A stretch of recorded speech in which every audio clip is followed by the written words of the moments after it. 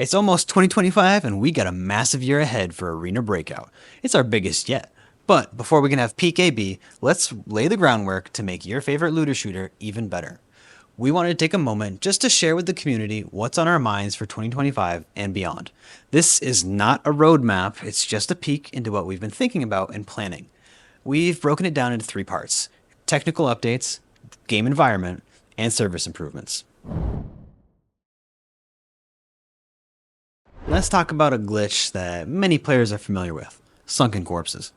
This is a glitch that happens when there's a server and device miscommunication. Basically, your device as a player you kill is in one place, but the server interprets that as it being another place.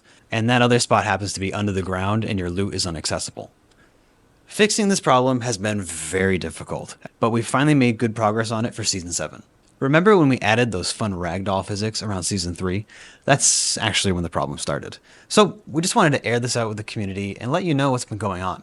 What do you think? Were the ragdolls worth the occasional loot mishap? Drop your thoughts in the comments. While we're talking technical, it might be useful to see some general graphics and frame rate settings that we recommend. Making adjustments to your settings could improve general performance. Also, you could try closing all the background apps that are running or just restarting your game. Take them with a grain of salt. Changing your settings will not impact the servers, which we know is a very hot topic. So, we've heard your feedback and we just wanted to address it with the player base. From our side, we can see that most players, most of the time, have stable gameplay. But we know that this isn't true for everybody all of the time. So there are definitely areas where we can improve.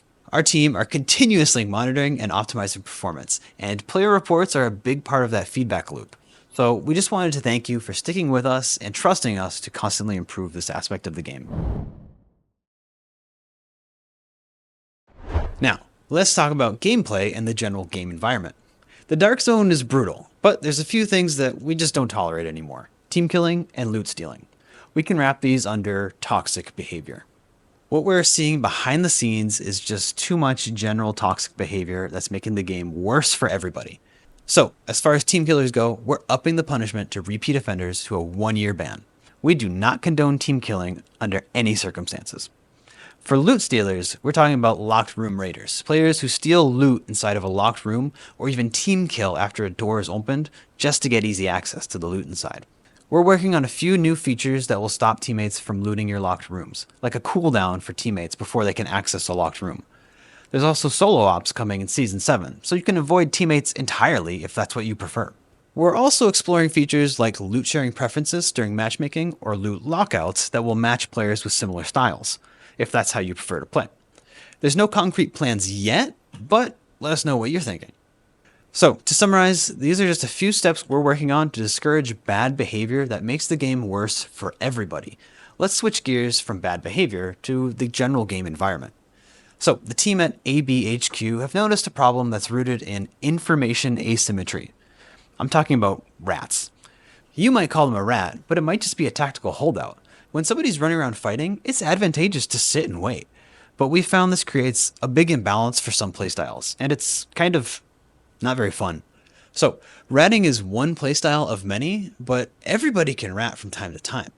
Sometimes it makes sense to wait and see what happens. It can be overdone though. One tweak we have coming is to reduce spread damage effects, which you'll see in Season 7. In a nutshell, it'll give players a little bit more time to react to an ambush. It's not a huge change, but we've got more levers available to improve the combat experience, and one of those is updating maps more frequently to revamp the most advantageous spots. There are plenty of other ideas we're playing with to make combat more dynamic, like tactical items that help sniff out enemies. We also have the new Secure Ops mode coming, which will make those hard losses a little easier to swallow. So, do you think we're on the right track? Share your ideas with us in the comments. We want to see what the community has to say. Who doesn't love free stuff? In Season 7, we're rolling out a free skin for all players, and not just one either. More are on the way. Our team have seen your feedback, and in 2025, we're excited to offer more free cosmetics for our dedicated players who love Arena Breakout. It's just one of the ways we're showing our love for this amazing community.